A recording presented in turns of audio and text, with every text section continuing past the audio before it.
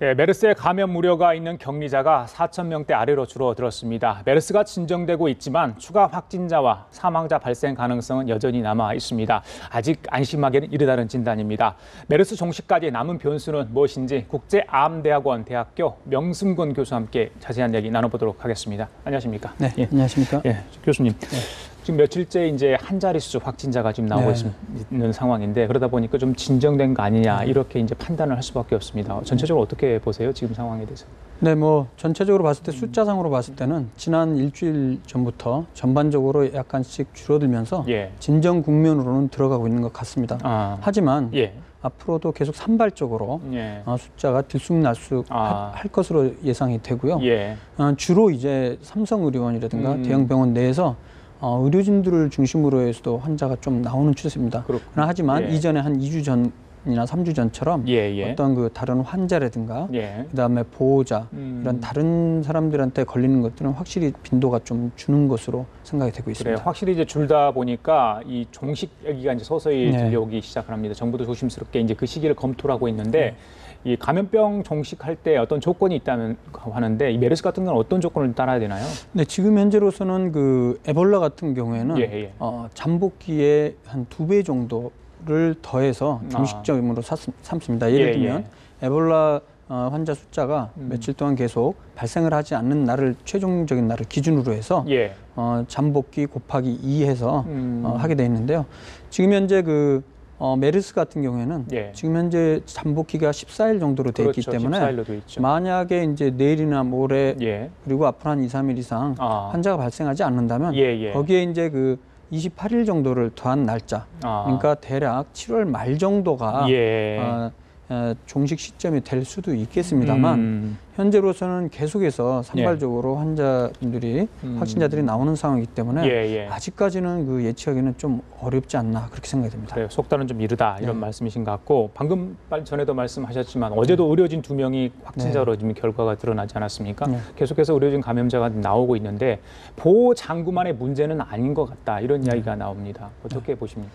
일단 뭐 보호 장구 같은 경우에는 그 에볼라 같은 경우에는 그 보호장구 등급이 A, B, C, D로 되어 있으면 C등급으로 했거든요. C등급이란 거는 이제 그 정도 그 보호하는 수준이 좀 높은 상태입니다. 근데 지금 현재로서는 메르스는 D등급을 지금 세계보건기구에서도 공고하고 있어서 지금 현재 의료진들이 D등급을 착용을 하고 있거든요.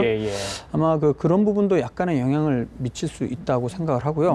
또 하나는 이제 좀 더 구체적으로 그 옷을 입고 벗는 과정에서 어떤 약간의 부지들이나 이런 것들 때문에 바이러스가 옮길 가능성도 완전히 배제는 하진 못합니다. 참고로 그 C등급 같은 경우에는 예를 들어서 그 안면도 예를 들어 D등급 같으면 구구를 쓰고 그다음에 N95 마스크를 쓰는데 C등급 같은 경우는 아예 전체가 가려져 있는 그 방독면 형태로 되어 있거든요. 그리고 이제 호흡하는 경우도 전동 호흡 장치를 이용하고 허리에 차고 있는 거 말씀하시는 거죠? 여기 입에 차고 있는 거죠.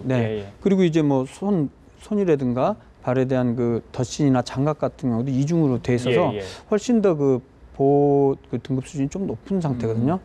그럼에도 불구하고 사실 D등급 정도 수준이면 어느 정도 그 방어하는 게 가능합니다. 아무튼 그 구체적인 부분은 제가 잘은 모르겠습니다만 그 현장에서 아마도 그 우리 의료진들이 굉장히 장시간 동안 그걸 착용한 상태에서 여러 가지 환자를 케어하는 과정에서 다시 좀 이제 휴식을 취하고 벗고 그런 과정에서 약간의 그런 문제가 있지 않나 생각이 듭니다. 알겠습니다. 좀 조심하면서 조금만 더 힘을 내달라 이런 말씀 좀 드리고 싶습니다. 자, 확산을 막는 것도 중요하지만 지금 현재 치료 단계에 있는 분들 오늘 나온 얘기도 14명이 좀 불안정한 상태가 있는데 빨리 완쾌가 돼야 되지 않겠습니까? 대증 치료를 지금 계속 하고 있는 걸 알고 있는데 어느 정도 효과가 있는 것 같습니다. 지금 퇴원자도 많이 늘었지 않았습니까? 네, 그렇습니다.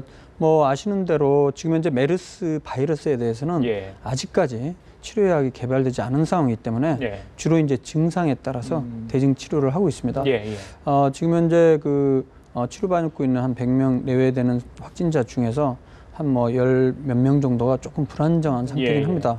그분들 같은 경우에는 자발적으로 그 호흡을 잘 못하는 경우에 인공호흡기를 착용을 하고 있거나 아니면 이제 그 폐 자체가 산소를 제대로 그 포화시켜주는 그런 기능들을 가스 교환이 잘 안 된 상태에서는 에크모라는 또 외부 장치를 이용해서 산소가 풍부한 혈액을 공급해주는 그런 장치를 현재 달고 있는 상태입니다. 그 에크모라는 게 지금 효과를 좀 보고 있다. 지금 2명이 그 에크모 장치를 이용해서 치료를 받고 있다고 하는데 이게 그러니까 중환자 같은 경우는 이걸 사용을 해도 괜찮은지 지금 그렇다면 효과가 있는지 다른 분들은 왜 사용을 못 하고 있는 그 부분도 좀 궁금한데. 네, 일단 뭐 사실 환자가 스스로 호흡을 할 수 있고 그다음에 폐 자체가 어느 정도 가스 교환을 할 수 있는 상태로 안정적인 상태의 경우에는 에크모란 장치가 굳이 필요하지 않고 인공호흡기 정도면 충분하거든요. 그렇습니까?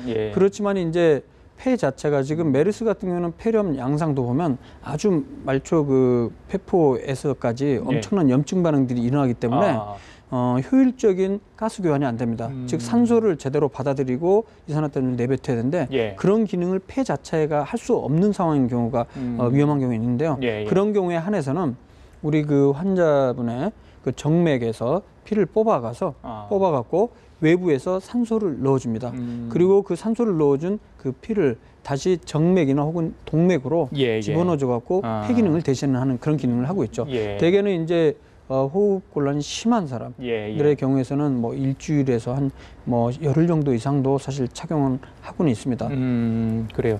자, 그리고 지금 잠재적 슈퍼 전파자들도 몇 분 좀 계십니다. 그런데 이제 1번 환자, 14번 환자, 그 원래 이제 처음부터 이렇게 그 2차 감염자 된 분들 있잖아요. 많은 분들에게 전파시켰던 분들. 저희도 이제 그냥 편의상 슈퍼 전파자로 부르고 있습니다만 이분들 중에서는 완쾌자가 지금 나오고 있지 않는 것 같아요. 그분들은 왜 바이러스 양이 굉장히 많았기 때문에 그런가요? 왜 그렇습니까? 네, 그 부분은 뭐 정확하게 좀 케이스를 확인을 해봐야 되겠습니다만 뭐 기본적으로는 다른 사람들에 비해서 전반적으로 몸 체내 그 바이러스 그 복제 속도가 굉장히 빠르고 전반적으로 그 좀 심한 중한 상태였던 것으로 생각이 되긴 합니다.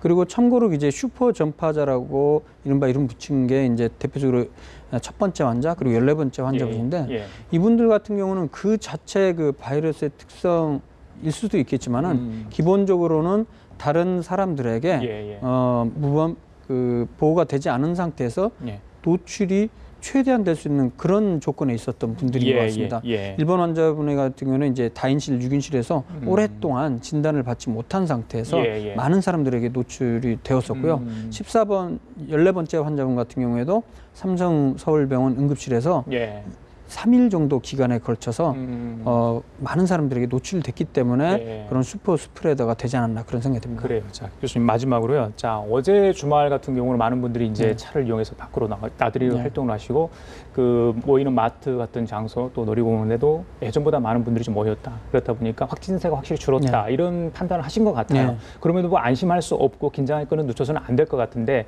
자, 이 시점에서 가장 중요한 거 뭐라고 보십니까? 저는 이제 뭐 개인적으로도 여러 가지 데이터를 종합해보고 우리나라 지금 현재 메르스 상황들을 정리를 해보면요. 한 달 정도가 지났음에도 불구하고 좀 그래도 다행인 것은요.